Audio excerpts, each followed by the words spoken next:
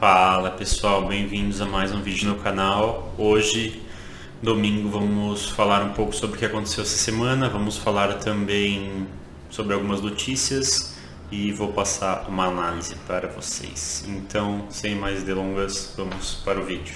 Bem pessoal, vamos começar falando do que aconteceu um pouquinho com o índice, né? Então, o índice essa semana acabou caindo um pouco. Ele seguiu bastante o S&P também, foi muito correlacionado essa semana, então o S&P também abriu segunda-feira caindo, meio que se recuperou e daí sexta-feira acabou caindo um pouco. Então foi bem próximo os movimentos do índice brasileiro com o S&P, de certa forma. O dólar subiu aqui, né, final de fevereiro, acabou voltando aqui para próximo aos 5 reais, a linha ali dos 5 reais. Marcos, o que você vê para o dólar no longo prazo?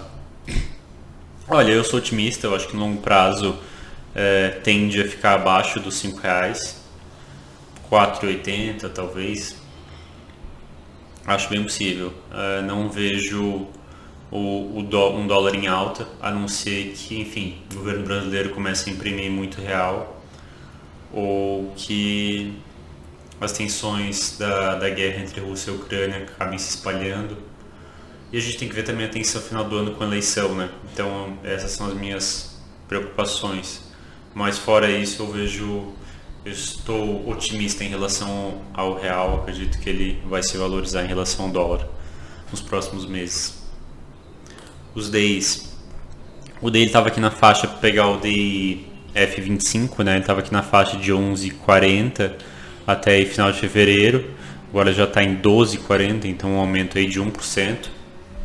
Por que isso? Não só um aumento na percepção de risco global, mas também um aumento da inflação, né? Então nós já estávamos tendo uma inflação, então não é as pessoas agora, por causa da questão da Rússia e da Ucrânia, a inflação está alta. A inflação já estava alta, já estava aumentando agressivamente, né? Então se a gente vê aqui, pega o gráfico desde, vamos ver, meados de 2020, então a gente já viu aqui uma alta gigantesca. Então não é agora a culpa é da Rússia e da guerra da Rússia e da Ucrânia. Não, a inflação já estava alta. A guerra da Rússia e da Ucrânia foi a cereja no bolo. O ouro deu uma alta aqui nessa semana, depois acabou voltando de novo. Vamos ver o Hash 11, que é aquela mistura, né, de Bitcoin, Ethereum e mais algumas moedas. A Vale, né, com esse aumento da inflação, então da inflação e essas sanções também, então parece que os acionistas da Vale encararam isso de maneira positiva aí. Eles estão provavelmente prevendo um aumento no preço dos minérios. A Petrobras houve um aumento aqui, uma valorização em janeiro, né, 21%, mas depois ela lateralizou, acabou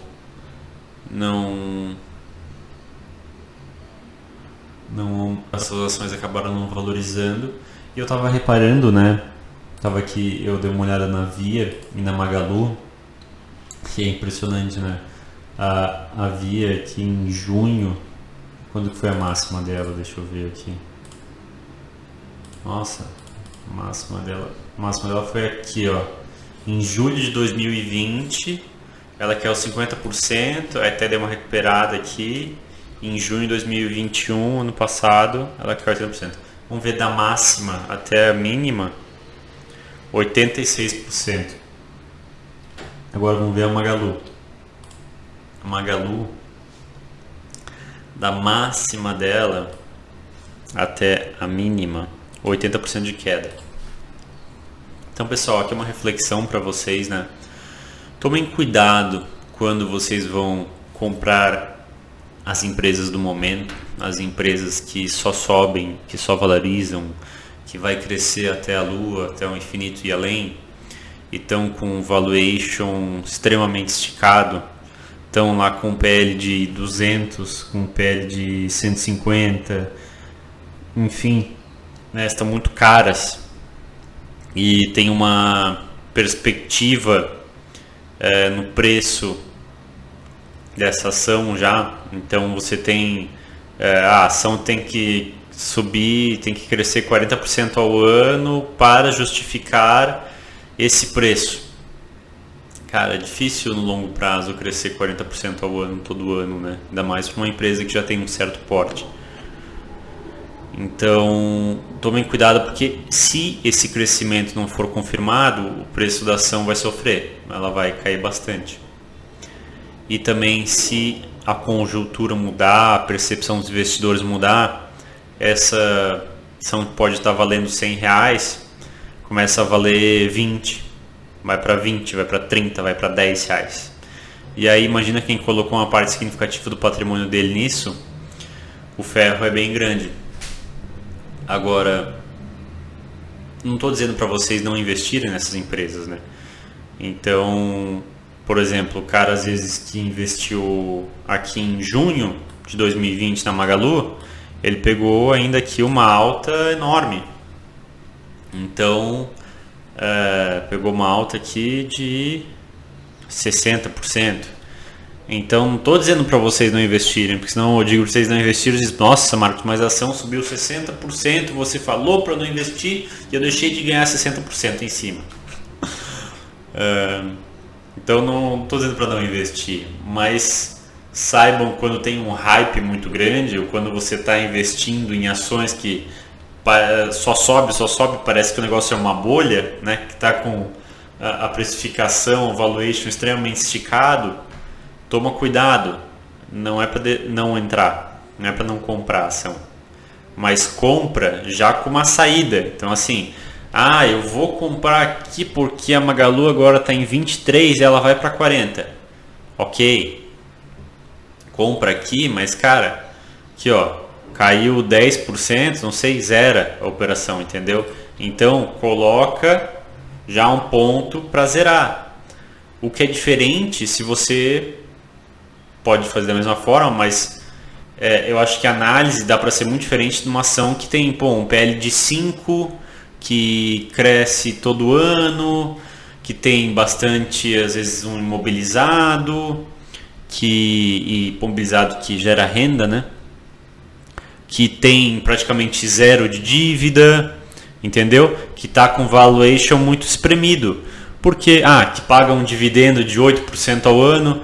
Porque se essa ação cair 10, 20, 30%, cara, você sabe que a ação está muito barata. A ação está com pele de 5, de R$4, né? Você sabe que as perspectivas dessa empresa, no longo prazo, são de haver uma melhora, são de haver, talvez não uma melhora, mas uma estabilidade. Você sabe que a perspectiva é ter uma recorrência ali nos dividendos que ela paga. Você sabe que o endividamento dessa empresa é muito baixo, então ela consegue comprar concorrentes. Se houver alguma situação de crise, ela consegue segurar essa situação sem a empresa quebrar ou ficar numa situação muito complicada. Entendeu? Então, se você compra uma empresa dessas, ela cai 10, 20, 30%, ok, pode manter a empresa. Agora, se você compra uma Magalu, se você compra uma Via Varejo, que está lá com PL de 200, eu estou dando um exemplo aqui, tá? Eu não lembro exatamente agora o PL, eu teria que ver isso, mas eu lembro que o PL, vamos dizer, estava bem esticado, estou chutando aqui um valor, então, digamos um PL de 100, um PL de 150, cara, toma cuidado, né? Pega e entra na ação, mas coloca um ponto de saída já dessa ação, né? Ou então vai lá e compra uma call dessa ação. Eu acho que vai subir muito, vai lá e compra uma call. Você vai ter ali como uma opção, né? E você vai ter ali um risco já que você sabe qual é, entendeu? Ou então compra ação e já coloca uma saída. A ação caiu 10%, zerei minha posição. Porque você sabe que essa ação pode cair. Ela está com uns múltiplos tão esticados que que ela pode cair 50%, 60%, 70%, 80%, 90%, entendeu? Porque a empresa está muito cara. Então tomem cuidado com isso, tá certo, pessoal? Vamos agora para aqui o preço do Bitcoin, né, que deu uma alta que começou a semana, depois voltou e estabilizou. O petróleo, aqui é legal a gente falar, né, do petróleo. Deixa eu pegar mensal aqui. Então a gente vê, nossa, uma alta. Vamos voltar aqui, mensal. Pronto. O petróleo antes da crise em 2020, vamos dizer, ele estava aqui R$45 mais ou menos, né? Então, aí depois aqui já em outubro de 2020 ele voltou ali para os 40, 45 e depois de lá só aumentou, tá certo? Então assim, aqui antes de toda essa questão da Ucrânia e da Rússia, o petróleo já estava aqui, vamos ver, final de janeiro, 80, beirando os 90 já, né? E daí com a situação da Rússia chegou aí até bater 130 praticamente e agora está em 109. Então assim, só estou falando isso para vocês não caírem também na história da carochinha, né? Que as pessoas falam, nossa, agora o bode expiatório vai ser a Rússia, né? Então os governantes do mundo inteiro vão falar, não, a inflação tá horrível, mas não é culpa nossa, é tudo na conta da Rússia. E uma parte é realmente culpa da Rússia, mas veja, o petróleo saiu ali de 45 para praticamente 90, praticamente dobrou, sem Rússia, sem Ucrânia na jogada. O que é isso? É a inflação, que é culpa dos governos pelas medidas que eles acabaram tomando. Pela impressão de dinheiro, pelas políticas de lockdown, restrição no comércio, restrição de circulação de pessoas, e, enfim, por aí vai. Restrição de produção também. Esse aumento no preço da energia e, consequentemente, no preço de vários produtos, está na conta deles. Então, tomem cuidado agora só porque vocês... havia um processo inflacionário já que muitos já tinham se dado conta, processo bem agressivo, o qual se tornou ainda mais agressivo agora. E agora os governantes vão aproveitar essa situação da Rússia e da Ucrânia para dizer que agora eles não têm, lavar suas mãos, né? E falar que eles não têm nada a ver com isso, que é culpa do pessoal do outro lado do mundo. Só que não é. Uma parcela pequena desse problema é culpa deles. O grosso desse problema não é culpa deles, é culpa dos nossos governantes. Então, só para vocês ficarem espertos aí, não caírem na historinha que eles vão querer contar agora. Certo? Preço do petróleo. Agora vamos para uma notícia que eu acho legal, que é, depois desse panorama geral que a gente fez essa semana, os bilionários russos dão um jeitinho profissional para escapar das sanções. Isso é legal, né, para a gente entender quais são os mecanismos que eles estão usando para fugir dessas sanções que estão acontecendo.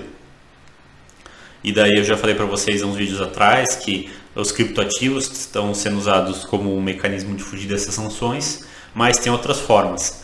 Aí a matéria vai falando aqui, né, de algumas coisas, e dela começa a falar aqui, então eles aprenderam a ceder as propriedades de suas mansões, condomínios e obras de arte para parentes. Eles descobriram que o uso de uma série de empresas de fachada parecidas com bonecas e matrioscas tornava impossível para governos hostis confiscarem seus iates. Eles garantiram que suas participações nas empresas fossem inferiores a 50%. Então assim, mecanismos que os bilionários, multimilionários russos usam para fugir das sanções que o Ocidente faz contra eles. Eles mantêm a sua participação inferior a 50% nas empresas. Eles registram ativos nas Ilhas Virgens Britânicas, nas Ilhas de Man, em Chipre, ou nos 2 paraísos fiscais russos, onde as nações que se opõem ao bombardeio da Ucrânia nunca podem encostar-lhes. Mais importante, eles recrutam advogados e contadores para criar novo campo de prática, o setor de evasão de sanções. Certo. É bem interessante essa matéria da Forbes, eu gostei, por isso que eu estou trazendo ela para vocês. Os advogados facilitam a movimentação de dinheiro ocultam, representantes bilionários, mencionados nos artigos. Muito bem. Os resultados em grande sucesso na semana passada. Eles vão descrevendo aqui, né? Então, casos práticos e dão até o nome dos magnatas russos, falando dos mecanismos que eles usam para tentar fugir dessas sanções. Então, propriedades, empresas registradas em paraísos fiscais. Aqui, vou dizer, ele tinha acho que um iate, eles não podiam confiscá-lo, então eles simplesmente pediram que ele saísse do porto, porque ele tinha um iate, só que a empresa estava com sede em Malta e registrado nas Ilhas Caimã. Também tem 2 casas no Reino Unido, só que as proprietárias são empresas offshore com sede nas Ilhas Man e Chipre. Então tem vários mecanismos, né, que são... Opa, cliquei sem querer ali. São utilizados para eles fugirem dessas sanções. Enfim, a matéria é bem extensa aqui. Aí fala, né, de algumas propostas de aumento da fiscalização. Então o governo italiano, quer dizer, o primeiro-ministro Mario Draghi da Itália, falou que ele queria fazer uma lista dos oligarcas russos. E vamos ver o que mais aqui. Vamos ver se eu acho mais alguma coisa que eles fazem que é interessante. Aí tem uma parte que eles falam aqui, ó. Sanções sobre pessoas muito ricas, participação concentrada, desativos muito importantes, não apenas para a Rússia. Eles falam aqui também dos problemas, né, de sanções, porque não é algo que ataca só os oligarcas russos, né, então a economia está toda interligada. Isso acaba gerando problemas para parceiros comerciais dos Estados Unidos, acaba gerando problemas inclusive para o próprio Estados Unidos, problema para a Europa também, que muitas dessas empresas onde tem boa parte os russos têm boa parte das ações, ou tem a maioria das ações, elas são importantes para a economia de outros países, então é complicado fazer essas sanções.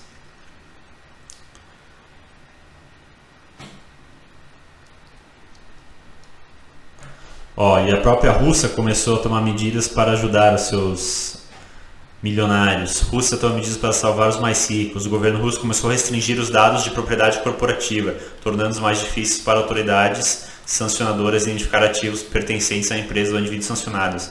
Em junho de 2019, o Registro Federal de Impostos da Rússia decretou que as empresas que estão sob risco de sanção, registradas na Crimeia, envolvidas na indústria de defesa, podem parar de divulgar publicamente os dados de propriedade. Então você tem vários... Os bilionários, seus advogados podem criar teias emaranhadas de estruturas corporativas que são quase impossíveis de serem desvendadas pelas autoridades. Um exemplo é o chamado propriedade circular, que ajuda a evitar sanções, mas querem propriedade por meio de um ciclo de empresas que têm participações em umas nas outras, ocultando quanto você realmente tem de um ativo específico. Então assim, né, gente, tem muita propaganda, né, de nossa, os oligarcas russos agora, porque aprendeu iate, aprendeu jato, não sei o que. Mas assim, isso é uma gota no oceano, né? Acaba tendo uma dor de cabeça, mas eles têm propriedades enormes aí em várias empresas espalhadas pelo mundo e tem vários mecanismos jurídicos deles escaparem dessas sanções. E a gente tem que lembrar também que esses oligarcas russos, né? Eles vão pressionar o governo Putin agora porque eles estão perdendo dinheiro. Primeiro que é limitado o dinheiro que eles estão perdendo. Eles têm dinheiro espalhado pelo mundo inteiro e muito desses oligarcas, talvez até a maioria deles, nos últimos 23 anos que o Putin está no poder, muitos deles fizeram a sua fortuna com o aval do Putin, fizeram a sua fortuna com o carimbo do Putin. Muitos deles são relacionados a... Os bilionários têm empresas ligadas à área de extração, à área de gás, de petróleo, de extração, e por aí vai. E eles só ganharam os bilhões que ganharam porque o Putin carimbou em cima e deixou eles ganharem esses bilhões, né? Então, o bilionário tinha 20 bilhões de patrimônio e agora tem 10. Então agora ele vai pressionar o Putin, vai pressionar o governo russo. Bem, tem que lembrar que, em primeiro lugar, ele só ganhou esses 20 bilhões por causa do governo russo. E por governo russo eu quero dizer carimbo do Putin. Então, eu não sei se ele vai morder a mão que alimenta ele só porque agora, em vez de 20, ele tem 10 bilhões. Ou porque ele tinha 1 bilhão e agora ele tem 500 milhões. Enfim. E aqui, né, pra gente finalizar essa reportagem, que eu achei bem interessante da Forbes, fazer uma reflexão também a respeito dessas sanções, né? Porque a ideia é as sanções vão enfraquecer o governo Putin. E na verdade não, né? Eu acho que como Rússia é praticamente uma ditadura, né? Então Putin está 23 anos no poder, talvez até fortaleça, na verdade. Eu acho que crises econômicas vão, aqui no Ocidente, né, elas acabam prejudicando um presidente. Então, se tem uma crise econômica no Brasil e o presidente é o Lula, o pessoal não vai querer reeleger o Lula. Se tem uma crise econômica e o presidente é o Bolsonaro, não vai querer reeleger o Bolsonaro. E a mesma coisa acontece nos Estados Unidos, então vai ter daí essa alternância. Se o presidente é democrata, vai eleger um republicano, se é republicano, vai querer eleger um democrata. Quando acaba tendo um problema econômico. Mas em ditaduras isso às vezes é o contrário. Quanto pior a situação econômica, mais forte a ditadura fica, né? É só a gente ver ditaduras na África, Coreia do Norte, ou então China, que hoje é um país que cresceu muito, mas se você pega nos primeiros 2 décadas da ditadura do Mao Tse Tung, era uma pobreza, enfim, falta até palavras aqui de tanta pobreza que era, ou em certas partes da África, ou na Coreia do Norte, e as ditaduras são extremamente fortes, né? Elas não perdem o seu poder, elas não caem por causa disso.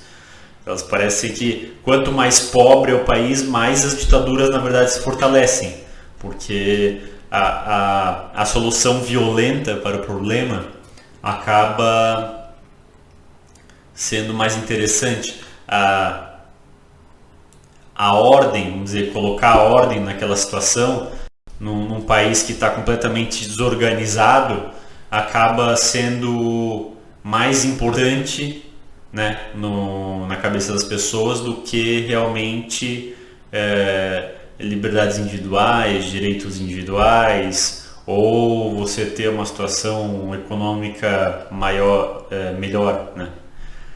Porque quando você tem um país muito pobre, onde a criminalidade é muito grande, onde você não tem nenhum tipo de segurança jurídica, as pessoas acabam a coisa mais importante para elas acaba sendo, vamos dizer, ter talvez um ditador forte que vai colocar ordem no chiqueiro.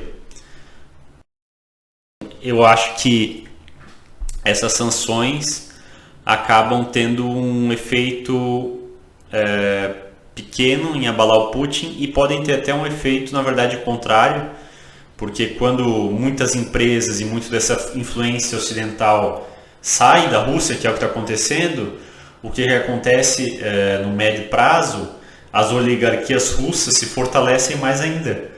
Então você nem precisa fazer uma política de protecionismo, ou de expulsar essas empresas, expulsar a mídia estrangeira. Elas saem por conta própria. E aí o Putin, que tem um grande controle sobre a mídia nacional, acaba tendo um controle, essa mídia nacional acaba expandindo, acaba tendo um controle ainda maior sobre a população. Aqueles oligarcas que enriqueceram com o carimbo do Putin acabam enriquecendo mais ainda, né? Então, e você vai contornando nessas sanções. Então, eu vi a notícia que Mastercard e Visa saíram da Rússia e o American Express estava buscando sair também. Mas aí você já tem mecanismos de pagamento da China, você já tem mecanismos de pagamento da Rússia que acabam tomando esse mercado, né? Que antes não tomavam esse mercado porque não eram tão eficientes quanto não eram os meios de pagamento chinês e russo não eram tão eficientes quanto os ocidentais, mas agora já que eles saíram do mercado, bem, agora a população russa vai ficar na mão desses meios de pagamento. E isso é com outras empresas, né? A empresa que faz o carro, que faz a geladeira, que faz, enfim. Você vai acabar gerando ali um protecionismo e vai acabar gerando uma política meio de campeões nacionais, que a gente teve no Brasil, em que você acabou concentrando o mercado interno na mão de menos pessoas ainda e acabou empobrecendo a população. A mesma coisa vai acontecer lá, só que de uma maneira ainda mais agressiva.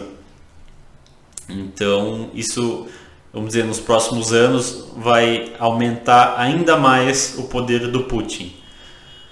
Agora, tá, Marcos, mas e qual você acha que era a solução, então? Você acha que a solução era não ter sanções econômicas, era fazer uma guerra? Não estou dizendo isso.